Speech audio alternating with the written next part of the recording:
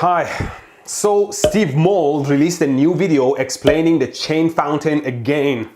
If you don't know, Steve and I released a video each at the same time, link in the description, disagreeing on why the effect happens. I had everyone in my pocket with my reasoning. Even Derek of Veritasium was almost convinced by me. But then, Steve's new video, link in the description, made me lose everyone, even Derek of Veritasium. I watched Steve's video and I thought, damn, I was wrong about this. But then I quickly realized I was just mesmerized with his blue eyes and soothing voice. He was just so convincing in his video, and he would have won our bet of 10,000 Canadian cents if he hadn't shot himself in the foot throughout his video left and right. Sorry Steve, I'm just hyping up the drama throughout the video for science, you know.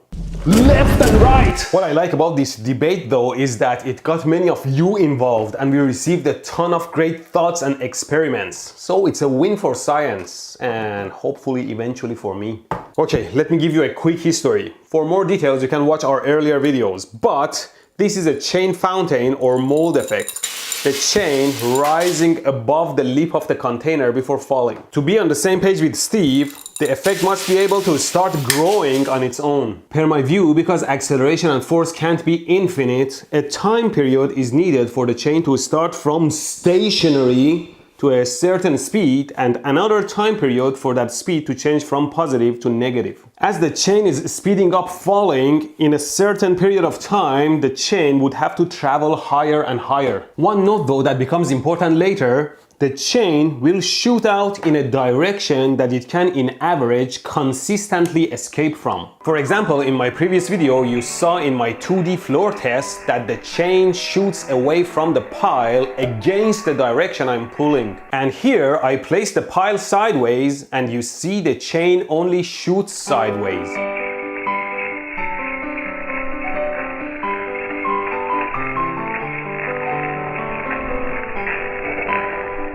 Steve, on the other hand, reasons based on the Cambridge University paper that it is not enough for the chain to rise without an additional force that comes from the surface the chain is sitting on. Based on Steve and the paper, a chain or a string in general that has a limited bend radius exhibits a lever-like behavior where the chain pulls up on one side, the other side pushes against the surface, and so the surface pushes back, which is the force needed to help raise the chain. Now there's a common ground between both of us, like Steve mentioned in his video. A chain will flow through the shape that you give it. Well, not always. And that shape would be maintained in the absence of gravity. Not exactly true. In the presence of gravity, the shape that you give the chain collapses over time.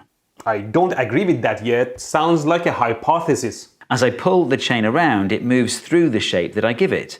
Actually, the shape does collapse a little bit, presumably because of friction in this case, as opposed to gravity. Yeah, I agree with that. This textbook from 1860 talks about chains maintaining their shape when flowing in steady state.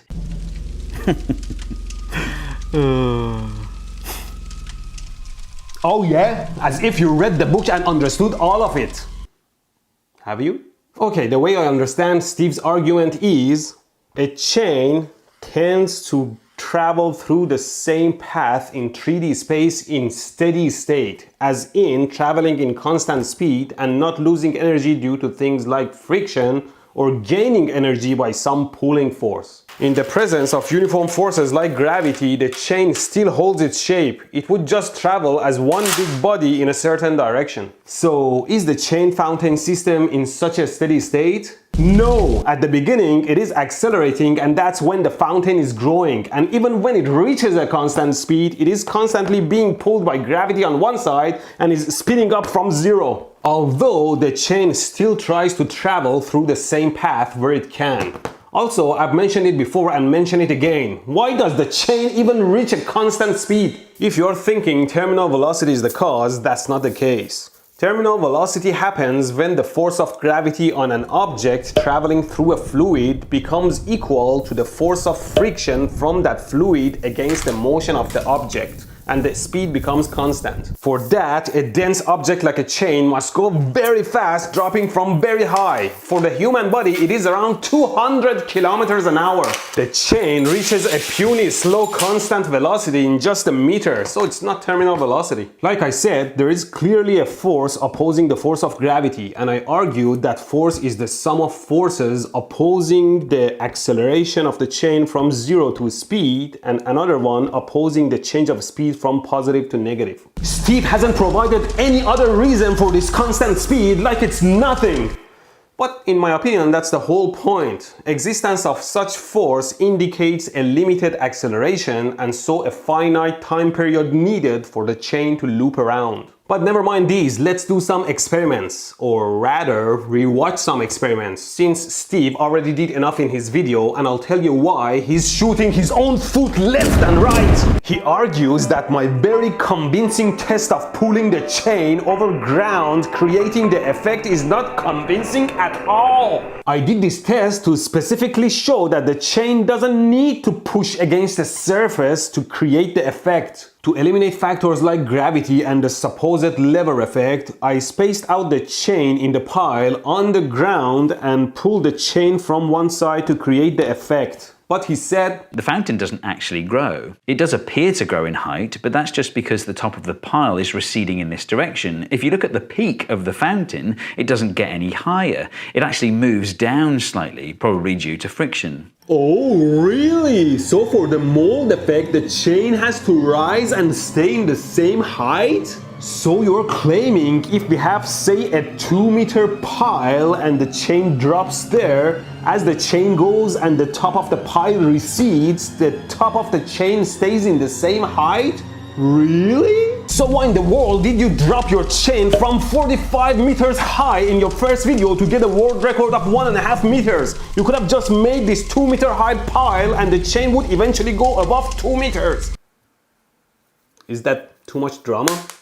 Yeah, it's for science. Even Steve's fountain peak goes down as the top of his pile goes down, even if the chain was going at a constant speed throughout. You can clearly see it here. Before, after, before, after. So the peak dropping down over time is not an excuse. Steve made a motorized spool to pull the chain at a constant speed and did two 2D tests on the floor, one with the chains bunched up together and one like mine with chains spaced apart. He says in the tightly bunched up pile, the chain fountain rises and stays high because the chain pushes against the pile to rise, unlike in the spaced out test where the peak is dropping. No, Steve, your bunched up pile fountain is also dropping, but at a smaller rate because the chains are much closer and the pile is receding at a much smaller rate. And what did I say? The fountain starts from stationary to go around. So let's align the two tests where the stationary chain just starts going. Look at this. In my spaced out method, the loop gets even taller, perhaps because there is less banging and tangling in the pile, and it indicates no lever push against the pile is needed for the loop to get tall. Thank you, Steve, for doing this comparative test because it's pretty much confirming my idea. Sorry, Steve. Like I said, the drama is just to get people invested in science. And then he does another test, creating a lip for the chain to go around, showing in my method the chain never rises above the lip. Really, Steve? If at a constant speed, a certain peak height is achieved, you can't put the lip above it and expect the chain to go beyond that. Here's the bunched up pile, but far away from the lip. See? You get the same result as Steve's spaced out version because the lip is too far away from the pile.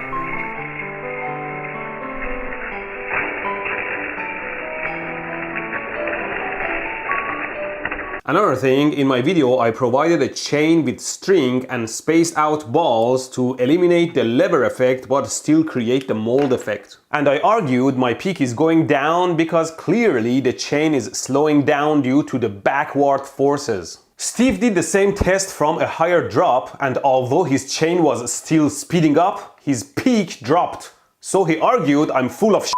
Well, he didn't say that, he's too nice. But he said, due to the lack of the lever effect, the fountain collapses under gravity. Well, I don't buy that. Although on my side, the slowing chain helped lower the peak, there were other factors that contributed. See, in our test, the chain is spaced out in the pile, sitting on a surface like this, and is falling from the edge.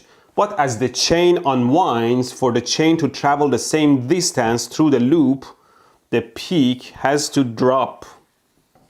Another thing I mentioned earlier was the chain wants to shoot toward the direction it can consistently escape from, which in this case is that way. So this peak was momentary to start with because I whipped the chain and not the steady state. And not only that, when the chain is being pulled sideways, it drags across the surface and the friction eats away its energy. Which means, considering all these, even with the proper ball chain in that specific setup, we can't really maintain the fountain.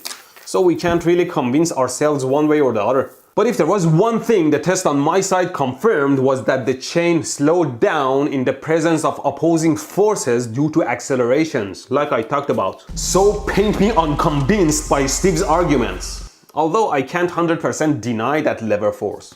Maybe a tiny bit of lever force exists that puts just enough energy into the system over time to help raise the chain. But just based on the 2D floor test Steve kindly provided, no leverage is required to help the chain rise higher. And maybe the lever effect actually makes it worse. The problem is, it is very hard to come up with a good test setup to confirm things one way or the other. But let me introduce you to a magnificent test done by Peter Steinkamp, a medical researcher at Oregon Health and Science University, which further indicates that mechanical engineering degree is a joke. Sorry, just that in my previous job, it was me against like 20 other mechanical engineers. Lest we forget. He has a plastic ball chain with strings connecting the balls, so no limited bend as Steve showed. And he puts them on a rod back and forth like a curtain and he drops the chain. Isn't that beautiful? The chain is super flexible, so no lever effect, and it is not pushing against any surface, and yet it rises upwards as the chain can consistently escape that way. Let's see if I can repeat it with my chain here.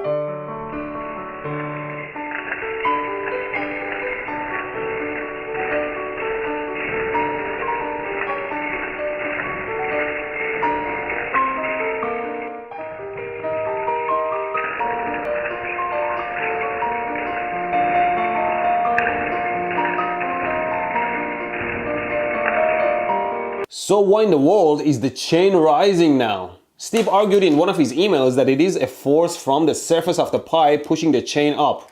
Sure, the chain is pushing against the pipe and so the pipe is pushing back. But this force is perpendicular to the motion of the chain and it's not like it's pulling it up, and the chain is rising even before it reaches the surface.